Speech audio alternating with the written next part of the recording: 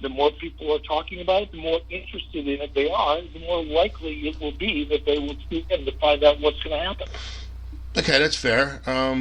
Because I was sitting here and I'm thinking, all right, I used to like to sit there and watch Monday Night Raw, and they do the announcements for the who's going to be inducted into the WWE Hall of Fame during that stretch period that they call Road to WrestleMania, and you had that suspense and excitement. But now they're just allowing other news feeds to break the news, and I'm trying to figure out why they let that happen. Well, it's hard to tell sometimes whether it's intentional and by design, as we just discussed, or if in some cases, the company is so big and there are so many moving pieces that it's almost impossible to keep a secret. And I can tell you, when I worked for WWE, and there was more than one occasion when there would be a talent meeting in the middle of a Monday afternoon, and Vince would bring everybody to the ring, and he'd be pissed because some detail of something that had to do, with WWE had out into the media. And, there's a point where you just realize that you just can't stop it. You can try, and I think to a large degree they've been pretty successful because they're the only game in town now. If you're a talent or you're an employee and you decide you want to babble about something you shouldn't be babbling about to the media, you're taking your career in your hands. Whereas in the past, when there was, you can go to WCW, you can go to this organization, go to that organization, it wasn't so risky. Now it is. So, it's hard to tell. Maybe they just quit trying so hard because it's almost impossible. Who knows? Okay. One of the questions I wanted to ask you before I have a couple of guests that are listening to the show that sent in some questions for you, but with the current state of WWE, you just mentioned how they're the only one in town now. Do you feel that could hurt the company compared to when you guys were fighting it out on Monday Night Wars?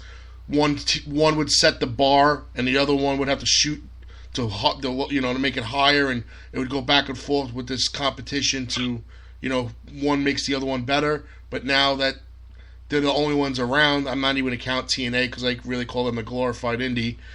So doesn't that kind of hurt it? Because now they're like, here, this is what we got, watch it, or who cares? This is what you get. Well, I certainly don't think that that's the attitude internally at WWE. That is, Vince McMahon still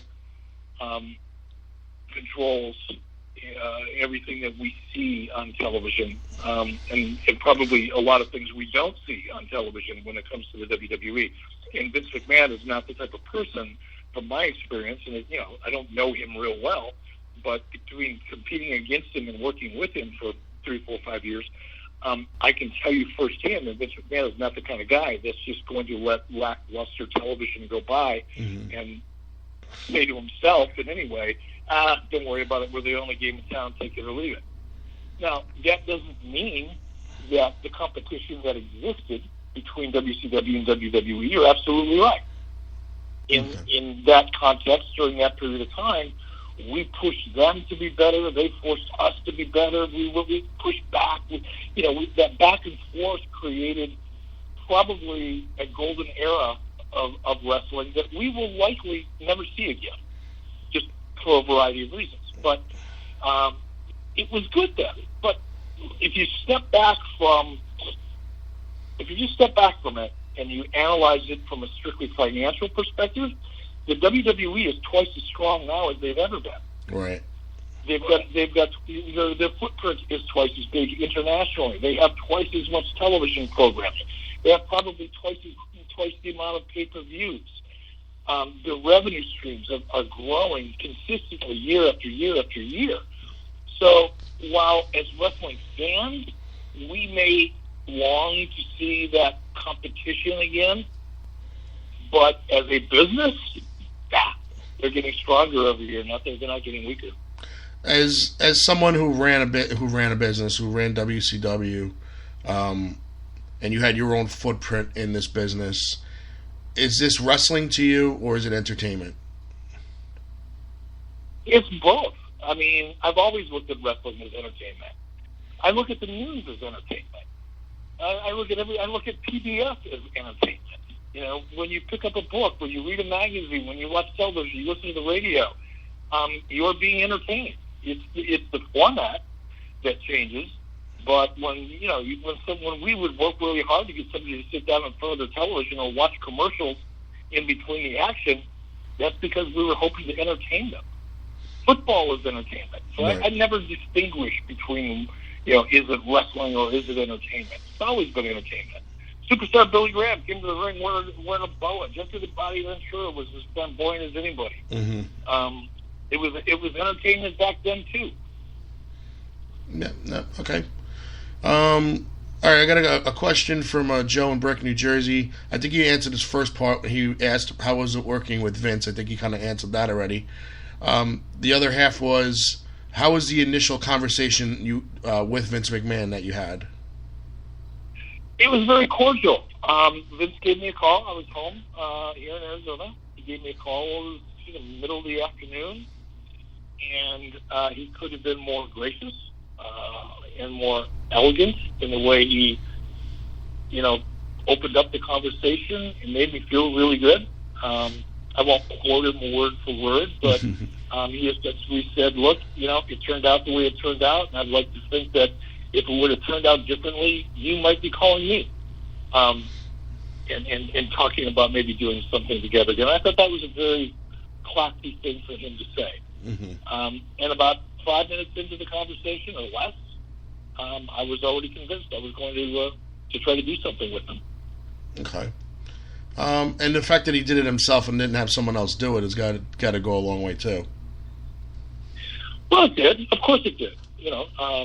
Yeah, absolutely it did. I think especially under those circumstances. And what people don't know is they had reached out to me a year before that to do something at a pay-per-view, and it was kind of a last-minute call, meaning they needed me to jump on a plane like within 3 or 4 days, to do something. And they called me while I was in Wyoming with my family at a kind of a family reunion that we have every year. And I had people coming in from out of state, people driving in, and just all kinds of stuff going on. I couldn't just pick up and leave. Right. So it was actually Jim Ross who had reached out to me a year before. Mm-hmm. And I thanked him for the call, but the timing was wrong. And when I hung up with Jim, I said, well, that'll be the end of that. They'll never call back. How many people turned down the WWE?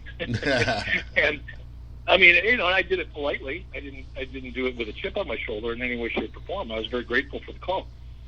Okay. But I never expected them to call back. So when they did, and it was Vince, certainly it left a very positive impression on me.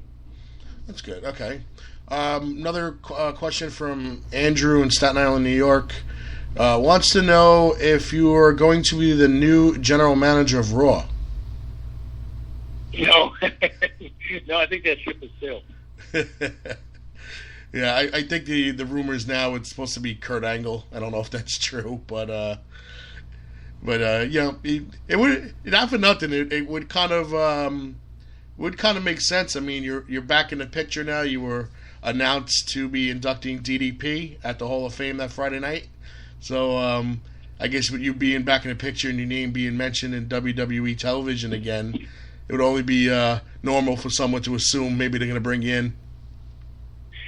No, it's an easy. I mean, I was the general manager for a couple of years, so it's not like a stretch of the imagination to, think that maybe they would reprise that role. But I can tell you, in all honesty and candor, that I have not had one syllable of conversation with anybody about that particular subject. I talked to them obviously about inducting Paige into the Hall of Fame and that kind of stuff, sure. And I've done some stuff with WWE in the past. I did the interview with JBL about a year and a half ago or so, whenever that was. So they did a DVD, came out to my home in Wyoming, and we did a DVD. And, so I still do things with them.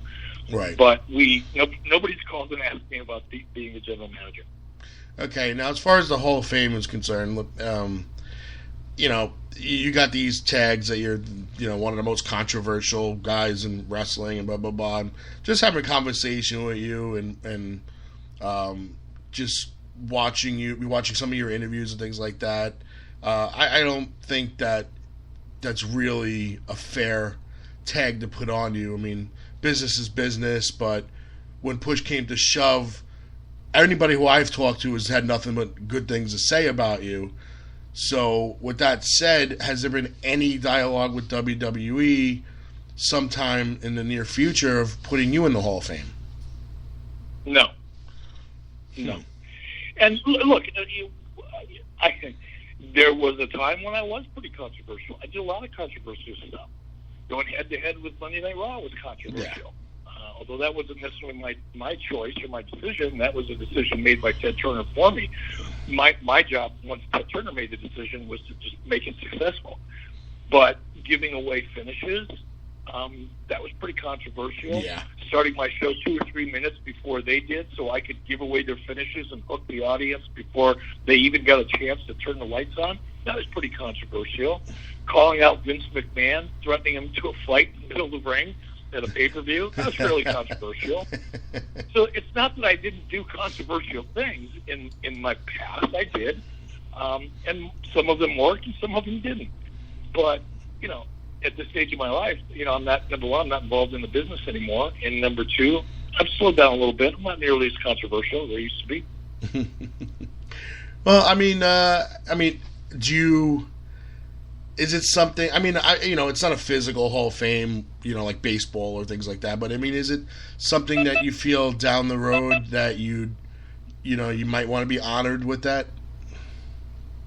No, I don't think about it, to be honest with you. I obviously I have to think about it when people, this time of year, every year, usually the last couple of years, people will, I'll do an interview and somebody will ask me, and my answer is pretty much always the same.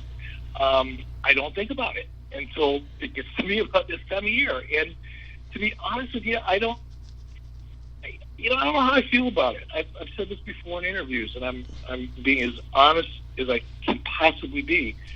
I don't know if I'd want to or not. Right now, as I sit here, I've got kind of a split decision going on inside my own head, because a large part of me thinks, and this is something I've always believed, okay? It's not like new.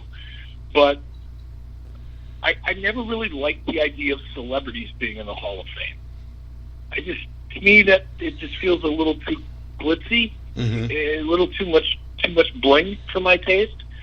I don't think peripheral characters, and I consider myself a peripheral character, should be in the Hall of Fame necessarily. When I think of the Hall of Fame, when I think about guys like, Ric Flair and Shawn Michaels and Hulk Hogan and, Randy Savage, and when I think of the Hall of Fame, I think about those guys, and I don't put myself in that same category. I just don't. Well, that's not being selfish, which is, absolutely kudos to you for having that attitude, but some will say that you had a major impact in the direction of the way wrestling is now, and who knows if you weren't around for those days, what wrestling would be like, or like Vince said, maybe you'd be having that phone call with Vince. Who knows what would happen? Yeah, I know, and I don't disagree with that, and I appreciate you saying that. JBL, on the first interview that JBL ever did on the WWE Network, it was Legends with JBL. Essentially, JBL said the same thing, and I really appreciated that, as I appreciate you saying that. But that's still not the same thing as a guy who, as a wrestler, male or female, who had to learn that craft from the ground up, who, slept in their cars and were making $50 a night, starving and being away from home, and life on the road 300 days a year. To get to that point where you're being acknowledged as a performer in the ring is, to me, that's a very special honor. And I guess if we had an executive Hall of Fame, yeah, I should probably have a statue in that one. But, when I think of just the general WWE Hall of Fame, I always think of wrestlers. I don't think of people like me. Nah, I got to give you kudos for that. I mean, that's very selfless, and I mean, I guess they got their